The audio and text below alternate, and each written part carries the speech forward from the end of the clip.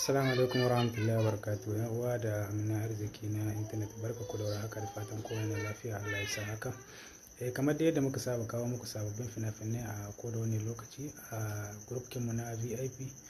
So a wannan karon ma mun kawo muku wani sabon fim mai suna Oga. So fim ne wanda yake fassara Fikira Dub Studio. So ya samu aiki ingantacce kamar da yadda suka saba kawo mana fina-finai a koda wani lokaci a ranar Alhamis.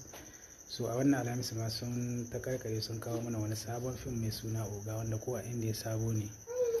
Saboda haka ga masu bukatar wannan fim, kar ku bari a baku labari, sai ku gargaza wajen inda downloading. Ga masu bukata kuma a tura musu online, sai ku taɓa mu ta wannan lamba tamu sai mu muku ƙarin bayani. Ga masu bukatar shiga kuma tsari na VIP, wato group na VIP wanda ake biyan kuɗi duk wata, kuma za ku ga tuntuɓa mu sai muku ƙarin bayani, mu gaya muku ta yadda za ku biya a sa ku group wanda a ciki ne idan kana ciki duk wani fim ya hita za ka same shi insha Allah. Mun gode da kasance da mu, kada a manta da yi mana follow da sharing da like kuma.